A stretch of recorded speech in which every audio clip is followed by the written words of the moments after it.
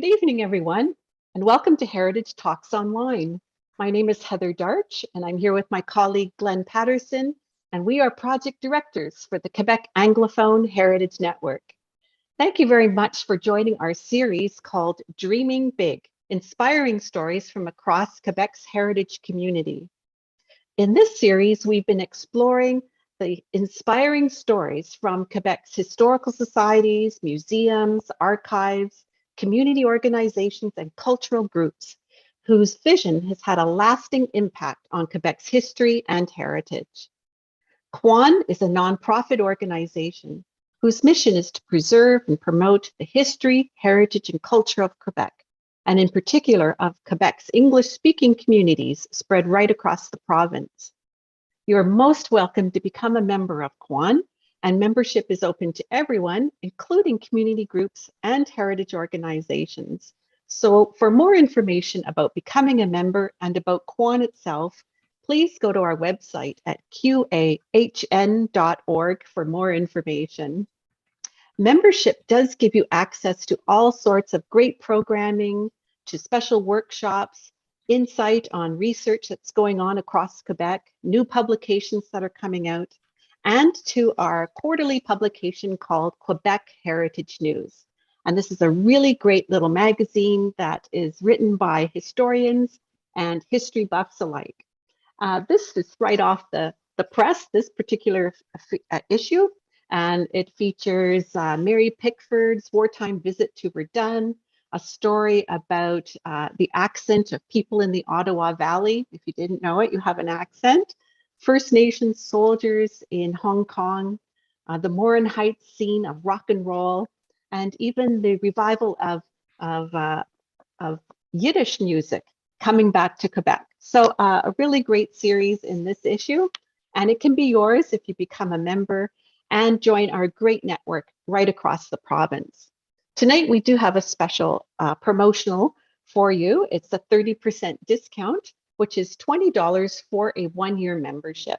So if you're interested in becoming a member, you can let us know on Facebook Live by sending us a message. Or if you're on Zoom tonight, just use the chat box to let us know that you would like to become a member, and we'll tell you how to go about doing that. It would be great to have you. I'd like to thank our sponsors who make this series possible, including Canadian Heritage, the Chalkers Foundation, the Zeller Family Foundation, and the Townshippers Foundation. Thank you very much. All of our series has been recorded, and the evening is being recorded itself tonight as well. And if you'd like to see more, if you'd like to see some of the past issues that we've done, you can go to our Facebook page, Heritage Talks Facebook page. It's a public site, so you don't need a Facebook page of your own. And you can go and see the past recordings. You can see even from last year, and you can see the still up and coming announcements of what's left in our series. I'm going to take a moment to introduce you to Glenn, and he's just going to remind you all how to use the Zoom and Facebook features. Hi, Glenn. Hi, Heather. Welcome, everyone. Indeed, if you're having any trouble on Zoom, the chat box is your best friend. You can find it down at the bottom of the Zoom window if you're on a computer. If you're on a mobile device, you may need to tap the screen once in order to make the chat box show. On Facebook, again, if any technical difficulties, just leave a comment and I'll do whatever I can. So just a reminder, as Heather said, this is being recorded tonight. It's also being live streamed. If you're here on Zoom, we're live streaming to Facebook and YouTube.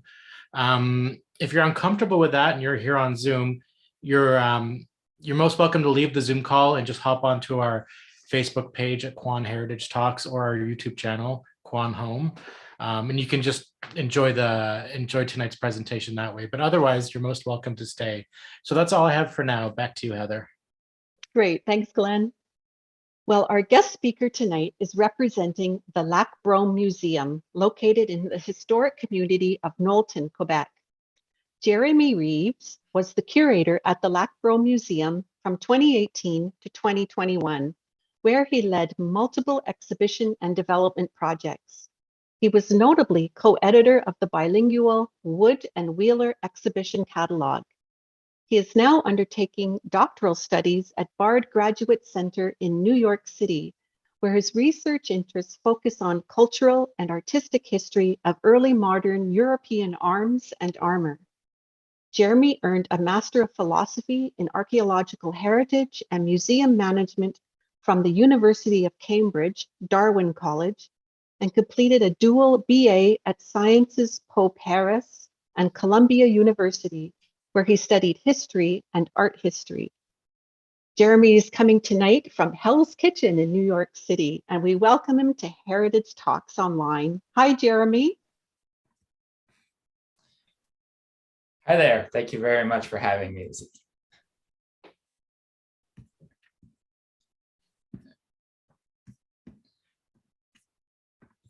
All right.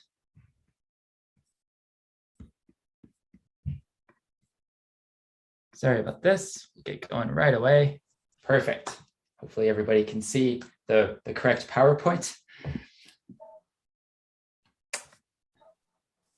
All right, so ladies and gentlemen, first off, thank you so very much to all of you who have decided to tune in this evening. And of course, thank you to Heather for that lovely introduction and for the Quebec Anglophone Heritage Network for inviting me to speak here this evening. I'd like to just begin by acknowledging that, as Heather mentioned, I'm coming to you from the Bard Graduate Center, which is in Lenape-Hoking, the ancestral homeland of the Lenni Lenape people, and just say that I recognize this territory as an important crossroads for the Indigenous peoples of the past, present, and future. Before we dive in to the heart of the matter, there's just one quick thing I'd like to say, which is that, as Heather mentioned, I was curator from 2018 to 2021. So I do feel like I have definitely firsthand knowledge about the Lac-Brome Museum. But just so that everybody's aware, I'm of course not speaking in any official capacity for the museum this evening or its board of directors. So on that note, let's dive right into just a brief outline of how this evening is going to go. We're going to begin by presenting the Lac-Brome Museum and its rich history. We'll then move on to a second phase, which is really focused on my tenure as curator, where I'll share with you some of what I consider to be successes, failures, and hopefully the fact that I set up the museum for a promising future. Of course, only everybody here listening to this talk can be the judge of that. So if you have any questions, comments, or even criticisms, I'm more than happy to take them all during the Q&A period at the end of this talk. And then the last thing that I just want to point out is we're going to end with what I call kind of a speculative epilogue. This part of the talk is admittedly going to be a little bit more free-flowing, less structured, but it's just an opportunity for me to share some thoughts that I never really got the opportunity to put into practice, but that I think can be important tools to think about new models of community museum management in the province of Quebec. And just one last thing, which is that I definitely don't think that either the Lac-Brome Museum or my own work there is some kind of unfailing model. There's definitely no such thing as a cookie cutter museum. There's no one size fits all solution.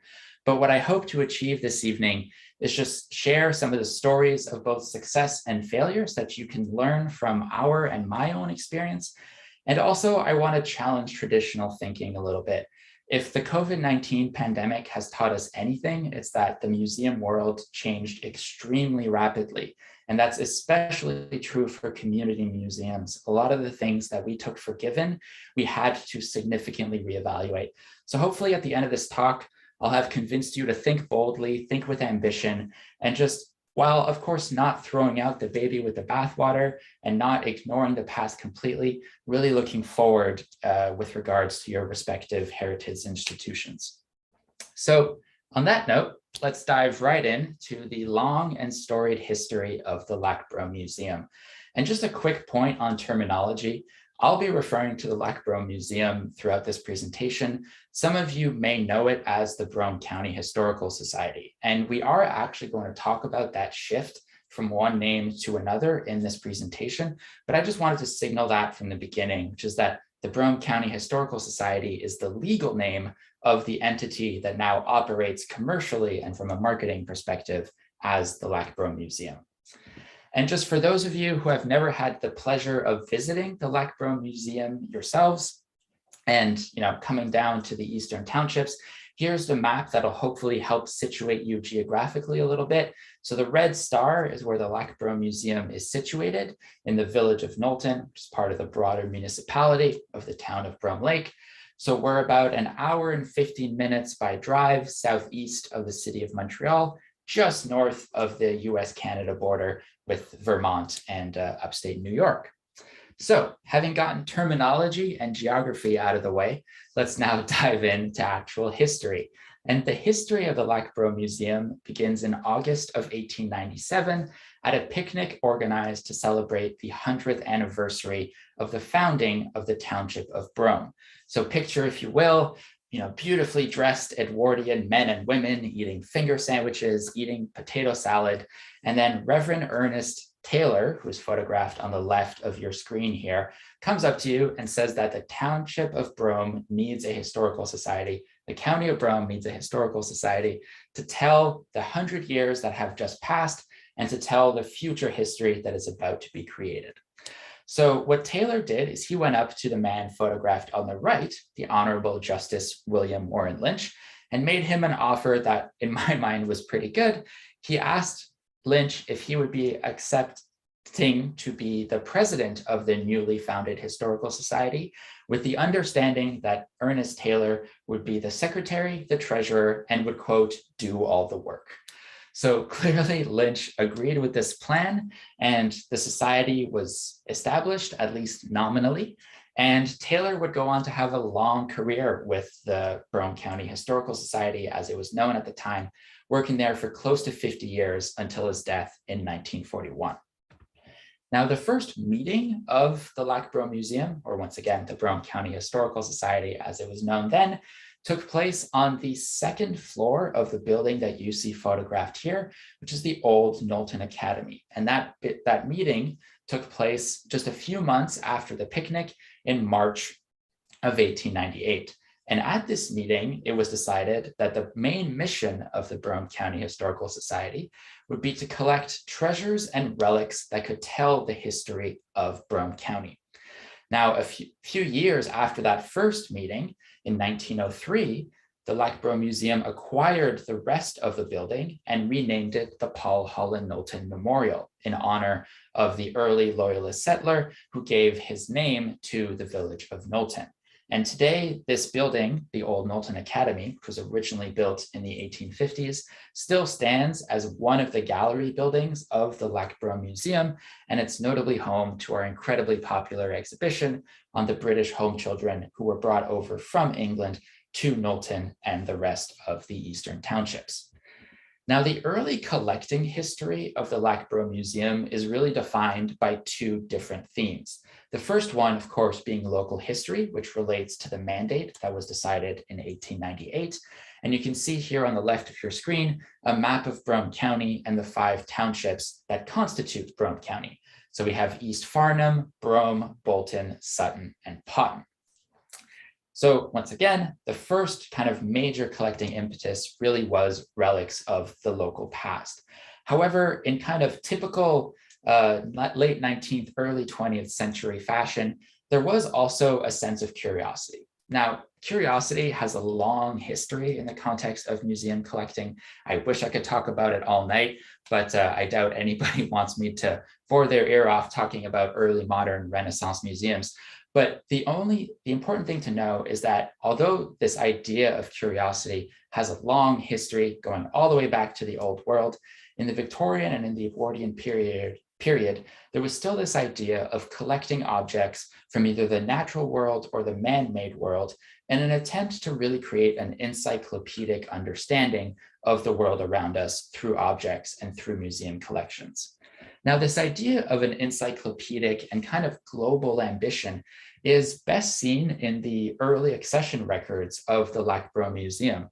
You can see in the early years, the museum accepted an Austrian coin, a Japanese razor, and my personal favorite, different kinds of powdered lava from Mount Vesuvius. And so once again, clearly the directors took kind of a liberal understanding of what constituted local relics and treasures, but I'm really glad that these objects were acquired because they make for great stories. Now, this isn't to say, of course, that local history was ignored. So on the right of your screen, you can see a beehive, which was acquired by the museum in its early days. And this beehive was one of my favorite objects in the entire collection of the Lac-Brome Museum. So it was brought over from England by Paul Hall and Milton, once again, that early settler that we mentioned a few slides ago. And he presumably used it in Brome County. And I just think the construction of this beehive is absolutely incredible. But beyond its own material qualities, it also goes to show how in the early days of Lac-Brome Museum, there clearly was an attention to the material goods that were being used by the early Loyalist settlers in Brome County. Now, the history of the Lac-Brome Museum with regards to First Nations material culture is not without its faults. And in fact, there is a forthcoming exhibition on that topic coming later this spring. So I highly recommend anybody who's in the region to go look at this upcoming First Nations culture exhibition at the Lac-Brome Museum. But what is still worth mentioning is that early accessions at the Lac-Brome Museum clearly testify to the idea that the directors had a sense that the history of the local area did not begin with the arrival of Loyalist settlers. Among the first dozen or so artifacts that are ever acquired for the collection are many artifacts that spoke to the historic presence of First Nations groups on the local territory. And this here, we just have an example of a hatchet, which was acquired by the museum. And you can see this is object 184. You can see those white letters on the axe head.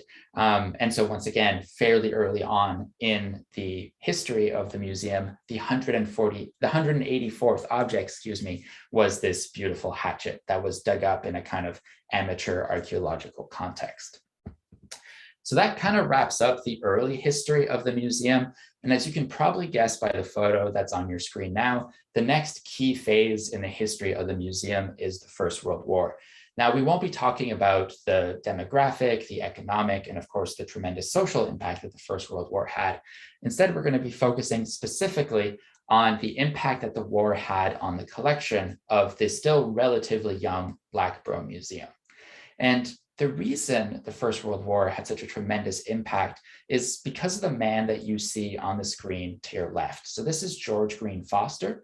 For those of you who don't know his history, George Green Foster was born and educated in Milton, but by the outbreak of the First World War, he was working as a lawyer in the city of Montreal. In 1917, near the tail end of the war, Foster is named to the federal Senate, and so he goes to Ottawa and quickly builds a robust network of diplomats and civil servants and, of course, fellow politicians. Now, just a few weeks after the end of the First World War and the signing of the armistice on November 11th, 1918, Foster writes to an individual called Lieutenant Colonel Arthur Doughty. Now, Doughty's job was officially to be the Dominion archivist. So he was the highest archivist in the relatively young Dominion of Canada. But one of Doughty's kind of side jobs, if you will, during the First World War was collecting and managing all of the captured German war material that Canadian troops took from the battlefields of Europe. And so Foster writes to Doughty in late November of 1918 and simply asks if there's any German captured war material that could be sent to Milton for the Brome County Historical Society. Now, I won't go into all the details of how this collection finally makes its way from Europe to Ottawa and then to Milton, but the key thing to know is that one of the objects that Doughty sends over to Milton is this incredible airplane that you can see on your screen right now on the right. So this is a Fokker D7 airplane, and it is my absolute favorite object in the collection of the Lac-Brome Museum. It truly was an honor being responsible for its safekeeping during my tenure there. And the reason this object is so special is because although there were many Fokkers in the war, at the end of the war in 1918, today the Fokker in Milton stands as only one of 7 D7 models left in the entire world. And it is the only one in the world that has the majority of its original fabric covering both its wings that are made of wood and its metal fuselage. So when I say that the Lac-Brome Museum literally has a unique object, I'm not trying to pull the wool over your eyes. The best part of my job when I was there was getting to meet people from all over the world who were traveling to come and visit this plain for themselves. I met people from Texas, from California, even from New Zealand. This truly is the jewel in the crown of the Lac-Brome Museum. And even the objects that surround it that I unfortunately don't have time to talk about tonight, but the Lac-Brome Museum really has a strong First World War collection centered around those German war trophies that were secured for Milton by Foster through Doughty. Now, after the First World War, the rest of the 20th century at the Lac-Brome Museum really is characterized by campus expansion. So for those of you who don't know, the Lac-Brome Museum is not a single building, but rather it's an agglomeration of both purpose-built and heritage buildings that sit on one main campus with one small annex. And so this idea of campus expansion, it did technically begin in the First World War, because to house that airplane that we discussed on the previous slide, the Lac-Brome Museum built a custom-built building in 1921, called it the Martin Annex, and deposited all of the collections that were given by Doughty inside that space. So that's kind of the first expansion. But then after that, as early as 1937, the Lac-Brome Museum receives the deed to the Tibbets Hill Schoolhouse, which is a beautiful early 19th century rural schoolhouse, which isn't actually on the main campus. It's about a 5-minute drive away. But that acquisition of the Tibbets Hill Schoolhouse really starts off a movement where the campus grows slowly but surely through the acquisition of pre-existing heritage buildings. So you can see on this timeline that in 1971, the Lac-Brome Museum acquires the no longer useful municipal fire hall. And then a few years later, 20 years later, they acquire the old county courthouse, which was, as the name implies, the courthouse of Brome County, built in the middle of the 19th century, but that with the dissolution of the county system and the move away from the municipality of Brome towards Brome Lake, you have essentially a public building that no longer has a municipal function. And so it's given over to the Lac-Brome Museum. And today, the extensive archives of the Lac-Brome Museum are housed in the old county courthouse. And then I'll just signal it here. We are going to talk about it a little bit more later, but into the 21st century, this campus expansion continues with the move and relocation of the Paul Holland Milton cabin. Now, beyond acquiring old heritage buildings, the Lac-Brome Museum also constructs purpose-built museum and archives buildings. So the first one is in 1967. There is the construction of the Centennial Building, which was originally conceived as an archive center, but since the move of the archives to the old county courthouse in 1993, the Centennial Building now houses a temporary gallery, offices, museum storage, and it's also kind of our museum welcome lobby. Then the next building that was custom built is the Marion L Phelps building, which was built in 1985. Once again, this was thought of as kind of a walk through a historic village, but today its purpose has been changed, and the Marion Phelps is home to our incredibly popular Children's Museum, which once again, we're going to touch on more in depth at a later point of this presentation. So here is an aerial shot of what the campus of the Lac-Brome Museum now looks like today. So we have 7 different buildings, right, which are a mix of heritage buildings and custom built ones, purpose built ones. And then what you also have to remember is that this shot doesn't include the Tibbets Hill Schoolhouse, which, as I mentioned, is about a 5-minute drive away.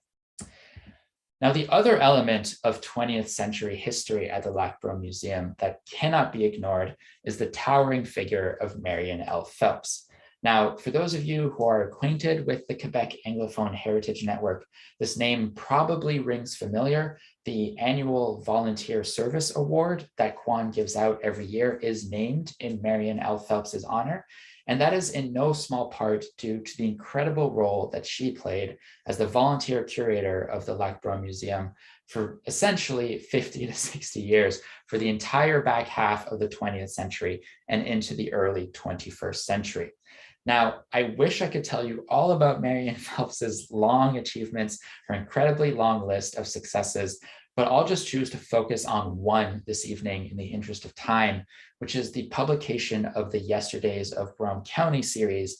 And you can see on the right of your screen here, this is a photo of the 10-volume series as displayed in the current museum gift shop of the Lac-Brome Museum. And the reason I decided to focus this evening on the Yesterdays of Brome County series is because it really speaks to Marion Phelps's understanding of the role of the Lac-Brome Museum as a community organization. For those of you who don't know what the Yesterdays of Brome County series is, it was this incredible project that ended in 2000 to publish 10 volumes that included original articles written mostly by Marion Phelps on the history of Brome County, but also included community submitted essays about specific buildings that a particular family owned, specific genealogies, specific family histories, local anecdotes, essentially all of the things that professional historians don't really talk about, right? There is this idea that professional historians, although they are moving away from it, have traditionally been concerned with a great man narrative of history, right? We talk about kings, queens, politicians, and soldiers. And so the Yesterdays of Brome County series really was this incredible move away from that style of history and told local stories that had never really been told before. And so for that, I think Marion Phelps deserves all the credit. And while we sadly lost Marion Phelps in 2013, I'm glad to know that she was recognized during her life. She was awarded the Order of Scholastic Merit by the provincial government. She was also awarded the Governor General's Medal by the federal government. And although she was never ultimately awarded it, there was a community move to nominate Marion Phelps for the Order of Canada. So it's not just me trying to convince you that she was an important figure. Clearly her peers and her local community at the time recognized that as well. So now moving on to the last phase of the history of the Lac-Brome Museum and really bringing us all the way up to my tenure, we have the 21st century and the first decade of the 21st century, which is really marked by growth and recognition. Now, at this point, I'd want to mention another key figure that I have yet to name, who is Arlene Royer. Arlene Royer is the living institutional memory of the Lac-Brome Museum, and she is currently on her 45th year of service and work to the Lac-Brome Museum.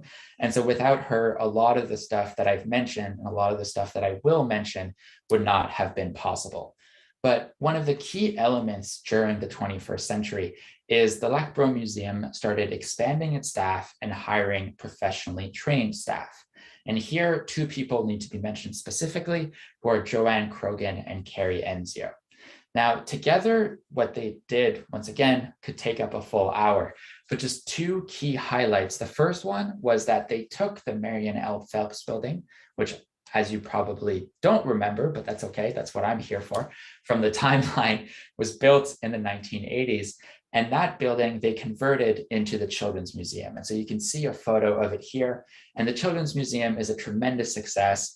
Unfortunately, for the past few years, because of COVID-19 restrictions, we had to close it at the height of the pandemic. But I can tell you that on a weekly basis, we had to field calls from extremely disappointed families, grandparents, what have you, who were asking if the Children's Museum were closed and was open rather, and we had to tell them that it was closed. And I think the key decision that Joanne and Carrie made that I think bears fruit today is there are very few digital tools in the Children's Museum. Now, this may sound counterintuitive, especially because during the pandemic, there was this whole move towards digital museology. But I think what is so great about the Children's Museum is that every little station is a hands-on game. And so in a world where young children are going on to their parents' iPads at younger and younger ages, this idea of an analog learning experience and of an analog playing experience, I think really contributes to the success of the Children's Museum. The other key thing that Joanne and Carrie have to be commended for is expanding the donor and the fundraising base of the Lac-Brome Museum. And one in it is the Adopt an Artifact program. Now, of course, adopting an artifact, right? So giving a certain amount of money to symbolically adopt a specific part of the collection, that wasn't invented in Milton. It's not the Lac-Brome Museum that invented it, but really Joanne and Carrie deserve credit for implementing it. And the Adopt an Artifact is still today one of the Lac-Brome Museum's most significant fundraising activities. Here is an adoption certificate for a Victorian hair wreath, which is a lovingly weird artifact which gets adopted every year at the Lac-Brome Museum. And it just makes me really happy to know that this kind of kooky, kind of creepy object has somebody out there who's willing to invest money in so they can symbolically adopt it and take care of that object for another year. Now, Joanne and Carrie's work and the work done by other people who are too numerous to name, but fortunately, all that hard work was recognized by the provincial government. And so this is really the point where I came in to the Lac-Brome Museum. And so the Lac-Brome Museum, when I had arrived, had just received a dual accreditation. Now, one of the strengths of the Lac-Brome Museum is that we are one of the few institutions in the province of Quebec who are doubly accredited by the provincial government as a private archive center. So you can see the kind of stamp of approval on the left there, which we received in 2018. And we are an accredited museum institution, which you can see on the right, which we received in 2019. Now, not only does these two different types of recognition kind of certify the quality of work that is being done in Milton and at the Lac-Brome Museum, but it also gives access to numerous streams of funding. The Lac-Brome Museum is essentially able to tap into both archival funding at the provincial level and museum funding at the provincial level. And of course, being a doubly accredited institution just helps us get our foot in the door that much more easily when we approach private donors or private foundations or what have you. It's just kind of a mark of quality. And so if you represent an institution that is not accredited and that has the possibility of becoming so, I highly recommend it. It is one of the pillars of any kind of strategic planning that at least I did at the Lac-Brome Museum. So I know that was a lot to take in, and beyond the kind of specifics of the Lac-Brome Museum, what are kind of key trends that I pulled out from this history? What are some lessons that you can take to your respective institutions? So when I look back on the 120 plus year history of the Lac-Brome Museum, the first trend that I see is the notion of a happy accident, right? Along the way, essentially the Lac-Brome Museum got lucky. And the first way was with the Fokker D7, right? Had it not been for Senator Foster sending that letter, we would have never received the piece that is now the cornerstone of our museum planning and our museum exhibitions. And beyond the acquisition, even the conservation of the Fokker D7 is kind of a happy accident. So in the 1960s, the Knowlton Fokker was scheduled to be conserved by the Royal Canadian Air Force. And if you look at conservation manuals and other instances of First World War airplanes being conserved in the 1960s, the best practice at the time was to strip the original fabric and put on a new commercially printed fabric over the wings and the airframe. And for all intents and purposes, the Lac-Brome Museum was set up to do that. But a few months before handing the plane over to the Royal Canadian Air Force, the president of the Lac-Brome Museum at the time happened to receive a letter from from a member of the Royal Aeronautical Society in London, who took it upon himself to write a letter and notify and to make sure that the museum was aware of the historical importance of the original fabric. And so because of this completely unsolicited letter, the fabric remained on the wings and the frame. And today it is what gives our Fokker D7 in Knowlton such tremendous value. So happy accidents. Now, the Paul Holland Knowlton cabin, which is that building that was renovated and moved in 2015 that I mentioned on the timeline a couple of slides ago, that too was a happy accident. It was on the grounds of the Knowlton Golf Club. And in 2014, it was found out that the golf club wanted to demolish it. And so with that news, the society came together with the municipality, raised funds to both literally pick up the entire building and move it about 1 kilometer down the road to the museum and to substantially renovate it. And today, the Paul Holland Knowlton cabin not only stands as a beautiful gallery, but also just a building itself, right? This is a cabin that Paul Holland Knowlton built in 1815. So it's this beautiful example of early settler architecture. So not only did it increase the physical footprint of the Lac-Brome Museum and its gallery spaces, it's also just a beautiful artifact in its own right. The second major trend that I notice when I look at the history of the Lac-Brome Museum is this idea of individual agency. And this is especially true for all of us who work in small heritage institutions. I think sometimes it's easy to get demoralized because we don't have a lot of money, we don't have a lot of time, we're all nearing burnouts. And I totally understand that. That was my life for 3 years. But I think that the flip side of that medal is that we all have the power every single day to make a significant impact on our institutions, right? George Green Foster, by sending one letter, radically changed the collection. Marion L Phelps, by being dedicated and coming in every day, grinding it out, was able to produce this incredible work of community history. So if there's one lesson that I want you to take away from the history of the Lac-Brome Museum, is that every single day that we go to work as heritage professionals, we are in a privileged position to have a significant impact. And I know that what kept me going through crazy exhibition schedules, through crazy fundraising efforts, was that idea that every single night when I came home, I knew that I had made the Lac-Brome Museum, even if it was 1% or 0.5%, I knew that I made the Lac-Brome Museum better and that I was setting up for the future. So just in those dark times, remember the history and remember that you have individual agency. You can put your stamp on the museum. So talking about putting your stamp on an institution, this second part of the talk is going to focus on my tenure at the Lac-Brome Museum. And to be perfectly honest, I kind of hesitated as to whether I wanted to talk about myself and kind of look back on my own work. First off, because I don't think I'm some kind of model. And secondly, because I don't have the benefit of critical hindsight.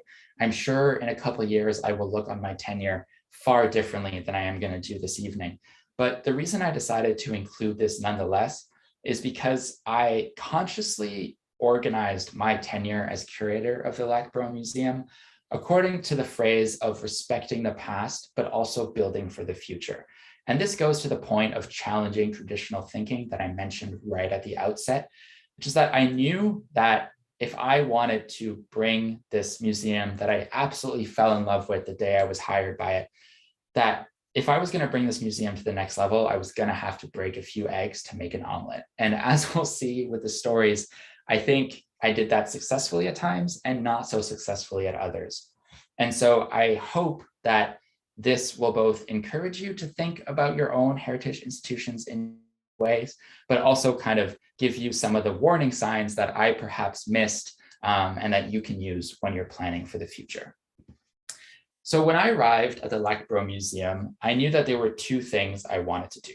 And one of them was I really wanted to continue that incredible legacy that Marion Phelps had started in publicizing local history. But the second thing that I knew is I wanted to tell local history in a completely different way. I wanted to give an extremely glossy, multi-million-dollar treatment, if you will, to local history. I think the stories of local history are incredible, and there's no reason why we shouldn't be as proud as possible of them. There's no reason why we shouldn't shout them from the rooftop. So I was looking for an opportunity to test out that theory, and the perfect objects came to the Lac-Brome Museum, which are these incredible photos taken by Sally Wood and John Wheeler. So here on the screen, we have a photo taken by Sally Wood of various women quilting together. So that's what's called a quilting bee.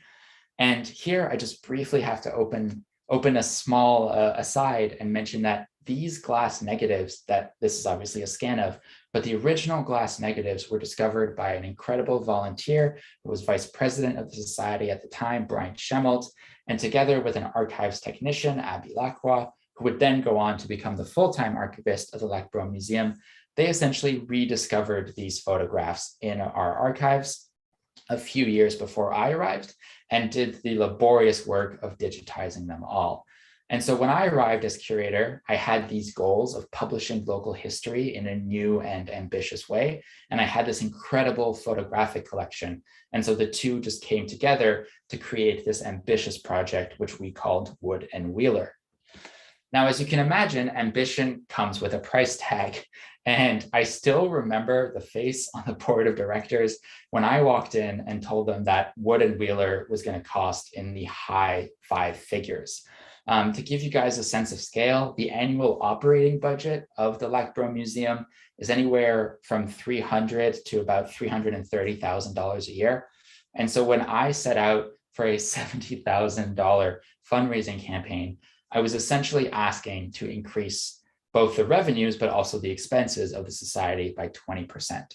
Now, I'll spare you the ins and outs, but fortunately, through a variety of public and private sources, we were able to raise the required funds to have an incredible exhibition, which actually just came down yesterday, but also publish this beautiful book. And this book really is, I think, one of the things I'm proudest of at the Society.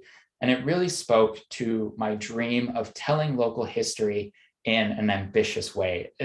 Perhaps this is naive, but my kind of motivating drive while carrying out this book project, and it should be mentioned that Abby Lacroix was my co-editor and co-organizer of this project. So when we were working on this project together, we were motivated by a simple question, which was admittedly perhaps a bit naive, but nobody could convince me that we weren't asking the right question, which was, why doesn't the works of Sally Wood and John Wheeler deserve the same treatment as we would a Rembrandt painting or beautiful other Impressionist works, right? The stories of local history, the artworks of local artists are just as important and just as beautiful. So why not invest in producing this beautiful exhibition catalog? So for this catalog, we went out and we got many photographic historians who worked at the McCord Museum, at Sherbrooke University, or at the Colby Curtis Museum to turn their gaze onto the works of Sally Wood and write completely original scholarship on both photographers that was then translated. So this catalog is fully bilingual. It's also fully printed, fully bound in Quebec, which was a major goal of ours. And it's an incredible book. It's 270 pages, over 200 photographs produced on the highest quality paper. The graphic designer who was responsible for this is the graphic designer who does all the catalogs for the National Gallery in Ottawa. We really wanted to get an all-star team. And because of the fundraising and because of our fundraising ambitions, all we had to do with this catalog was sell 30 copies for the project to break even. We sold many more than 30, and the Lac-Brome Museum actually made money off of the Wood Wheeler project.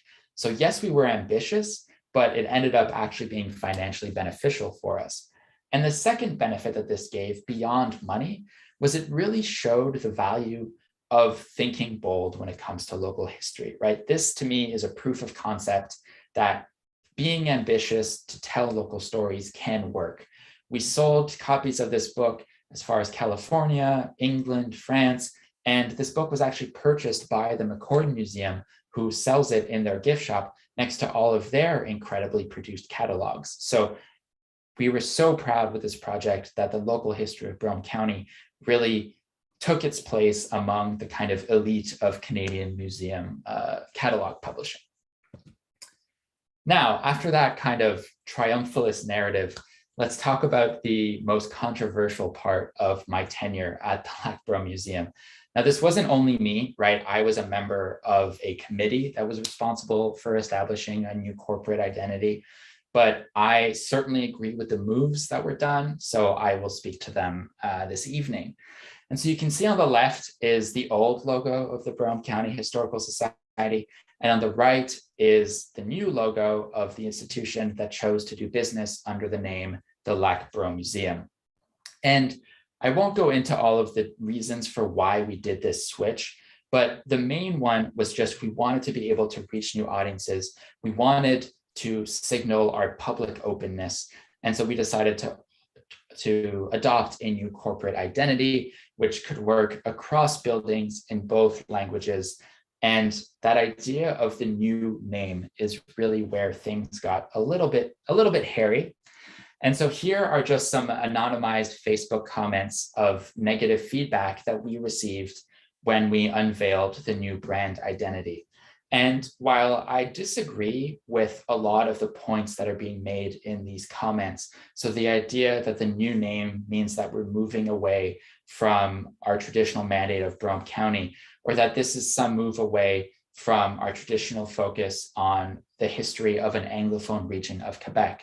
So while I disagree with these comments on that front, I do not disagree at all with the sentiment that they express, which is one of being left behind by change and not completely understanding why a change is being made.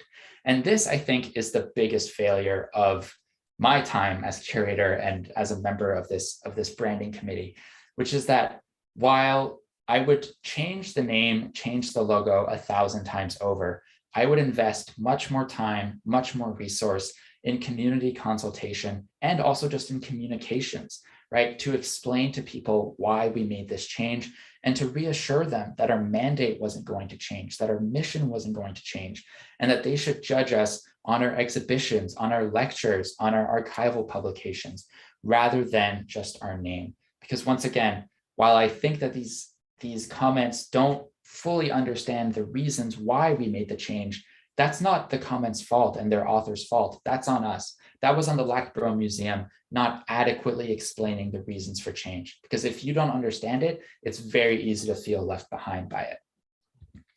And so the flip side to the narrative of kind of being left behind by change is the last thing that I want to talk about with my own tenure at the Lac-Brome Museum, which was this major feasibility study that set out to plan the future of the Lac-Brome Museum for the next 3 years, the next 5 years, and the next 10 years. Now, unfortunately, I can't share with you all too many details about the feasibility study because it isn't actually public knowledge yet. But the few things that I can say, and beyond specifics, because I don't think you want to hear me talk about how many square feet we think a specific gallery should be, but what I think is key to understanding the value of this feasibility study and what can be transferable value to your own institutions is the two things that we chose to focus on while planning for the future. And so while planning for the future, we focused on the strengths that were already there, right? So the Fokker T7 airplane, which is unique, as I mentioned, the Paul Holland Knowlton cabin, also a unique example of architectural history. And we have this beautiful campus made up of heritage buildings. And so we knew that we didn't want to create something out of nothing, right? A, creating something brand new would be way too expensive. And B, going back to those Facebook comments, would probably alienate our local community. It doesn't matter how many catalogs you sell in California, France, or England. If your local community, if your local base of support, and crucially, if your local base of volunteers don't feel like they identify with the new direction that the museum is going to go in, you're probably not going to get very far. And the second thing that the feasibility study, I think, did very well is that it tackled key issues face on. Now, admittedly, issues of staffing, climate control, storage space, those aren't sexy, right? And that probably isn't what you're going to want to talk about when you're pitching the feasibility study to potential donors. But you can't build a castle on sand. And so if you don't have adequate staffing, adequate climate control, all these kind of behind the scenes elements, doesn't matter if you build a brand new gallery for the Fokker D7 airplane, you won't have anybody to staff it, you won't have anybody to give it life. And so if you are ever thinking of undertaking an ambitious development plan for your respective heritage institutions, those are really the two things I would suggest. Focus on your strengths, but also don't be afraid to tackle key issues, even if they're thorny, even if they aren't necessarily sexy from a fundraising or marketing point of view. And then just to kind of contrast this feasibility study with the change in corporate identity that we did, we clearly learned our lesson. And so when we went about doing the feasibility study, we carried out extensive community consultation. We spoke to all the staff members, all the directors, major stakeholders, so whether that was local politicians, provincial civil servants, key donors, and we also held 2 completely open community consultation sessions.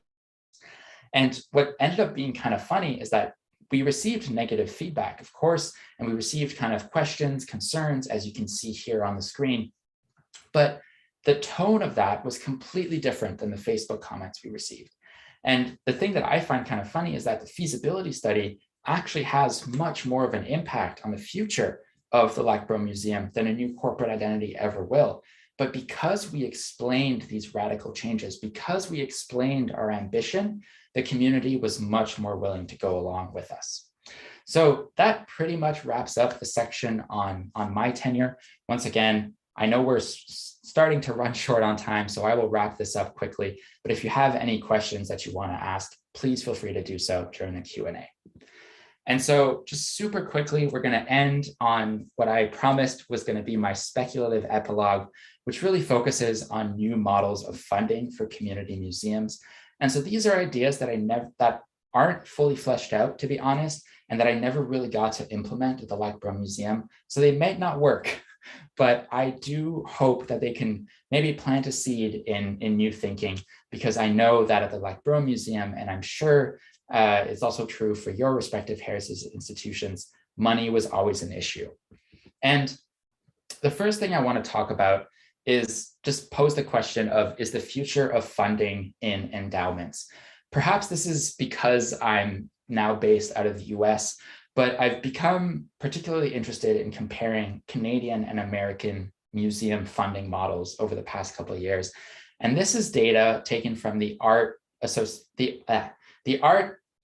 Association of Art Museum Directors, excuse me, I'll get there. This is data taken from their report in 2018, so before the pandemic, where they look at various sources of funding. And it was fascinating to me that 22% of their income comes from endowments.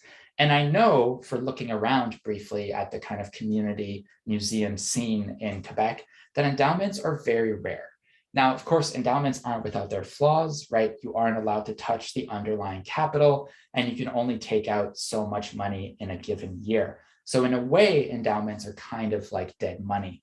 But when I think to the changing demographics of community museums in Quebec, right, we have an aging donor population and just a donor population that is getting smaller and smaller, perhaps kind of cynically, but I think that endowments could be a good solution to capturing some of their capital, some of their donations before that base of donor gets too small, because endowments have an idea of permanence to them. And so it's a lot easier to convince somebody to give large sums of money if you promise them that you won't legally be allowed to touch the underlying capital in response to short-term fluctuations. So that's just something to think about. And then the other thing that I want you all to think about is, I know that this kind of veers into this idea of the museum being a commercial identity, right? Being too close to business interests. But I really do think that new museums need to take lessons from major metropolitan museums and just accept new sources of funding. So that includes corporate sponsorships. And I know that in Quebec, we're incredibly lucky, right? We have a bank, Desjardins, that funds many, many community projects. I promise you, I have no stock invested in them. I just know that I see their logo all over the place. So if you have an opportunity to build one of those partnerships, that might be something worth looking into. Selling naming rights for galleries or for buildings, right? I know I always find it funny when I go to the Art Gallery of Ontario in Toronto and I see that they have a donor for every single step on their stairs. That is perhaps an extreme case, but I know that community museums sometimes hesitate to sell naming rights to galleries, but I think that inevitably that's just kind of the future we're heading towards. Also, donations in exchange for visibility. Right? One of the advantages that we have as a small institution is we can promise donors certain things that major museums can't, right? If we're courting a major art donor or a major collector of local military instruments, for instance, we can promise them an exhibition highlighting their collection, highlighting their donation on a smaller time horizon. And so, yes, that does require giving up some of the control over our own exhibition programming, but to that idea of leveraging our strengths, right? What can small community museums offer donors that big metropolitan ones can't? And then the last thing that I want to encourage you to think about is endowing positions, right? So you probably know this from universities, even in Canada, but it's extremely popular in American museums. And that is the idea of getting a certain amount of money to finance the salary of a specific person.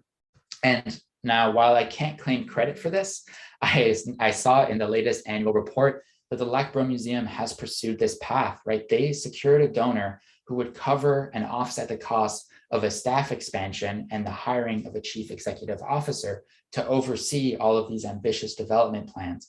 And without accepting to endow that position, to give up some of the control, admittedly, there probably would have never been a chief executive officer, which was badly needed. And so that pretty much wraps up my speculative epilogue and also wraps up my talk. And I just really hope that the main takeaway from this is just think critically about your institutions. Don't be afraid to break a few eggs, and just ambition 9 times out of 10 is going to be rewarded. And I think that community museums have a long history of being conservative, being kind of risk averse. But if you're willing to break that model, break that pattern, I think that we can all achieve really great things, and the entire museum community of Quebec can only be stronger for it. So on that note, thank you so very much for listening, and I'll happily take any questions that you may have at this time.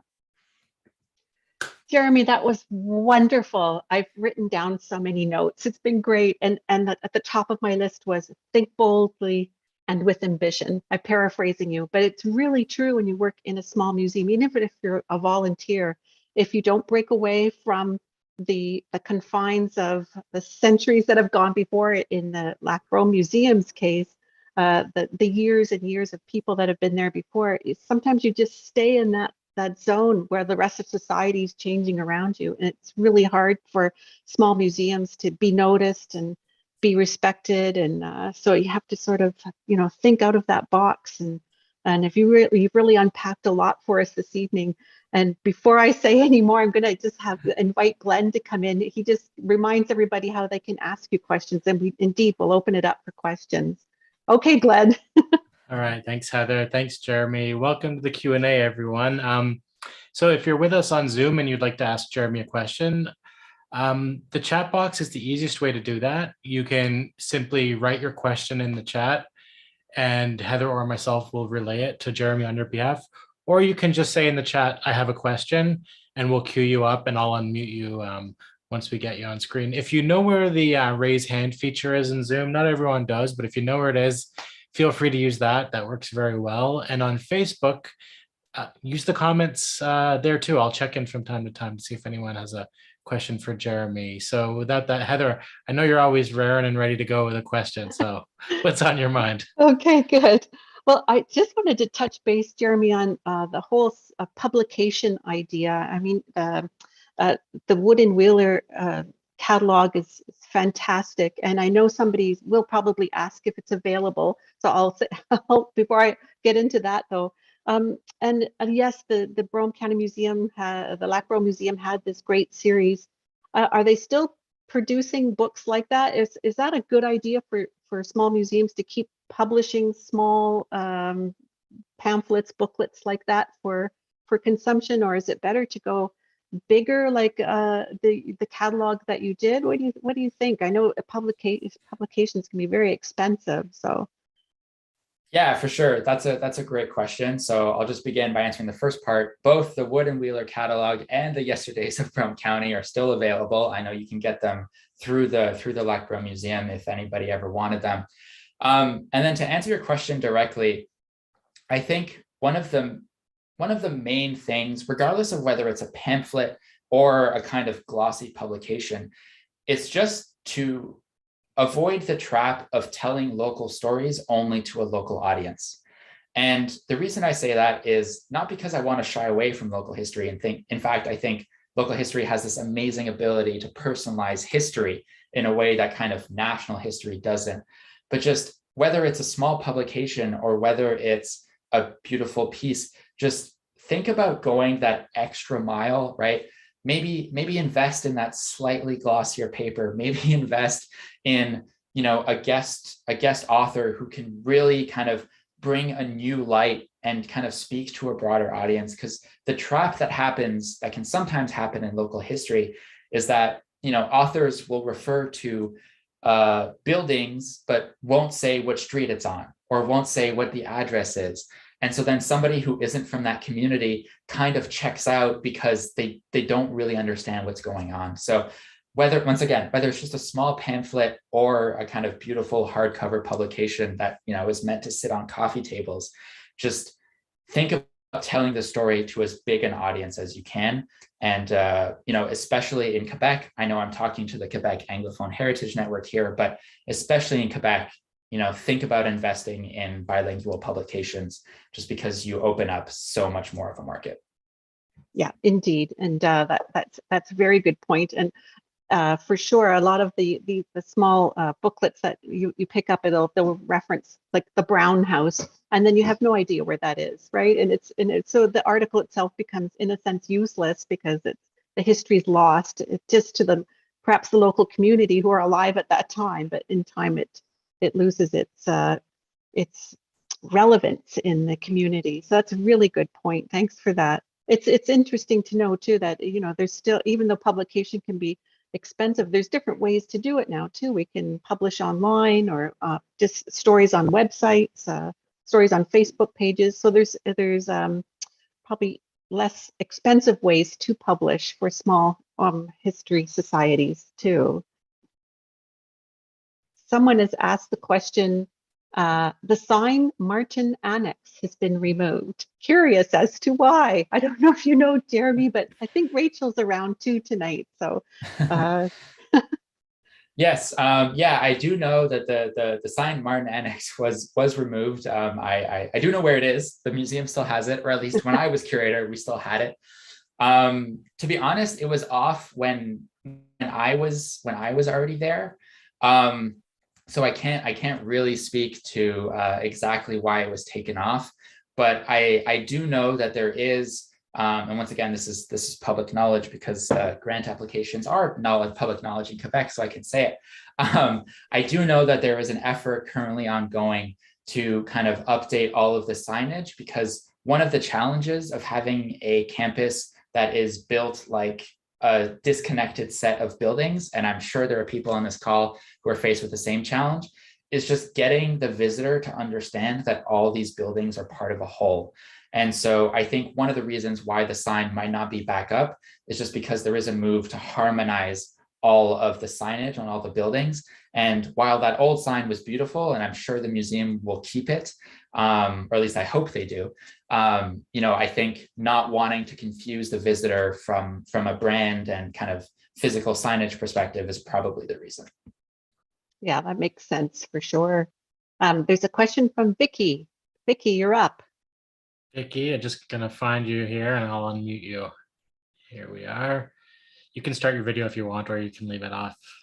Hey, Vicky. Okay.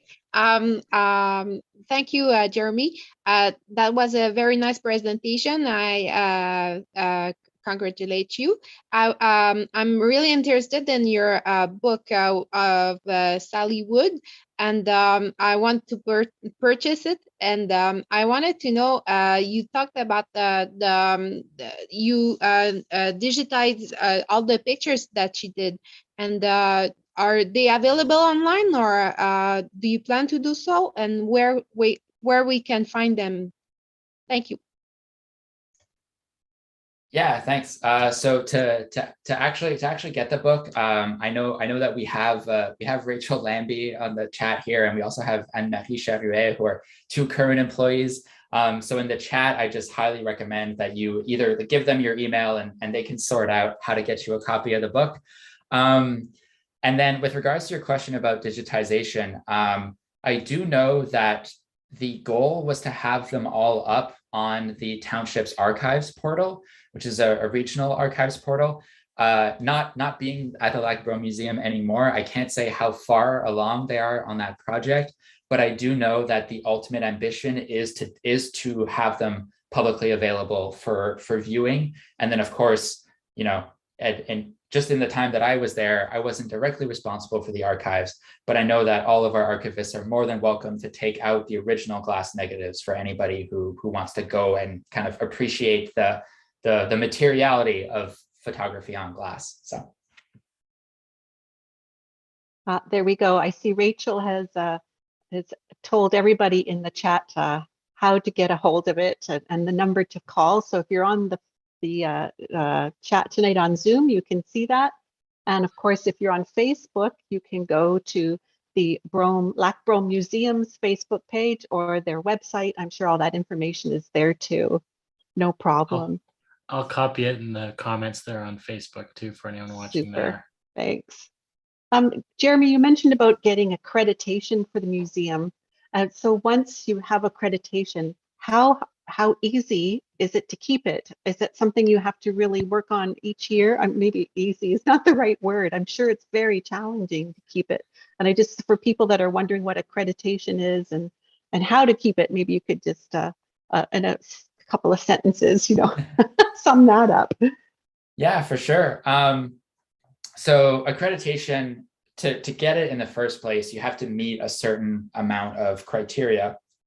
And fortunately, the provincial government is kind of, at least in my experience, cluing into the fact that not all of those criteria are 100% realistic for small community organizations. So there is, once again, in my experience, a limited amount of flexibility with regards to meeting things that are particularly challenging, such as strict environmental controls, which is a challenge for small community organizations that don't have 27 HVAC units, keeping relative humidity always at a constant level. But then once you get it, it should, at least theoretically, be relatively easy to maintain. And it's not like there's a tremendous amount of paperwork. And accreditation really is just the first step. I know that most people want accreditation to then be able to access regular operational funding from the provincial government. So that second phase is much more of a laborious process, but any institution that can kind of set themselves up to meet the basic criteria of accreditation, I can't recommend it enough, just because, once again, you become a player in the eyes of the provincial government, and you also just make it that much easier to guarantee to donors that if they invest in your organization, that organization meets certain professional standards and criteria. Okay. Yeah, very good. Glenn, I don't know if there are any questions coming through on Facebook tonight. Not tonight. Okay. Well, we've almost come to the end of our time, Jeremy. So I just wanted to say thank you so much. Oh, I see Rachel has her hand up. Sorry, go ahead, Rachel. I'll unmute you, Rachel. Give me a second. Almost missed it. Here you are. Welcome, Rachel. I wanted to wait to make sure that everybody else had a chance. So thank you so much for your great talk, Jeremy. Is there anything that you wanted to do during your time at the museum that you weren't able to do or would love to see happen in the future? Yeah, I feel like I have privileged access to the current curator. I mean, I think hopefully this came through in my talk, but the Fokker G7 just holds an incredible place in my heart. And I think one of the great missed opportunities was just that I think I underestimated how complicated it is to build a new gallery and how long it takes. And so, I was never able to give the Fokker G7 the kind of fully climate controlled, beautifully lit, and beautiful interpretation panels that such an incredible object deserves. So I think that's probably the one thing that, I'm sad I was never able to directly implement. But as I mentioned, I know that is being discussed as part of the feasibility study. So I hope that, the next time I come to the Lac-Brome Museum, I'll be able to see a beautiful new gallery. And because the Fokker really is special, and it deserves a pretty incredible home. So. No pressure, Rachel. Yeah, really. It's really great that you're here tonight too, Rachel. For people who don't know, this is Rachel Lambie, the new curator at the Brome Museum, Lac-Brome Museum. Sorry, I'm a little old school. I'm getting with the program though, because I really do like how you've changed the logo. It's very forward thinking. It's that bold statement, and yet you still are the historical society that is protecting Brome County's history for 100+ years, and you'll continue to do so. And people will, I'm sure, trust that you're doing a good job. And there's great staff there. And you mentioned Arlene and good volunteers, and now a wonderful new curator and a new archivist as well. There's Anne-Marie waving her hand. Anne-Marie, do you have a comment too? I'll unmute her. No, Not to put you on the spot. I'm the archivist. So I was saying hello to everybody. Oh, good. If you want to meet me, I'm in the courthouse.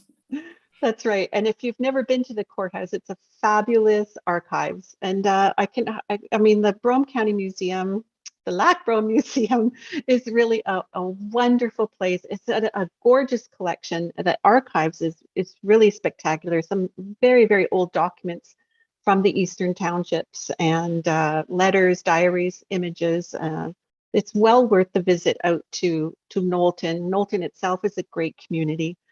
So I can't say enough about it. And it's been wonderful to have you here, Jeremy, and Anne-Marie and Rachel too, coming into the talk, because you all speak so well of the museum, and it shows. It's a museum that's it's come a long way in a very short time. I think it's it was a very a staid community museum. We knew it was there, and but all of a sudden it's this marvelous place, and it's really wonderful. And I just want to thank you very much for being with us tonight and sharing some of your insight into how to make a museum stronger, and to make it a part of the community. The community can be a part of it as well. And it's so thank you very much for your words, Jeremy. It's been a great presentation. So thank you very much to all of you who've joined us this evening as well. Thank you for your comments. They've been all very good, Jeremy, and we'll make sure you see some of those. And if you'd like to join us for our next session, we're going to meet again on Sunday, April 24th at 1 o'clock in the afternoon. We'll be talking to Barb Amston and Pamela Anderson from Heritage Lower St. Lawrence. And their talk is called Lighting the Torch, How a Memorial Dream Came True in Métis-sur-Mer. So that's going to be an interesting talk about their special project. So that's April 24th. So again, thank you, Jeremy, for everything. It was a great presentation, and best of luck on your studies to come. And thank you, everyone, for joining us tonight. Thank you, Glenn and Master Control, as always. And until next time, see you on Heritage Talks Online. Bye for now.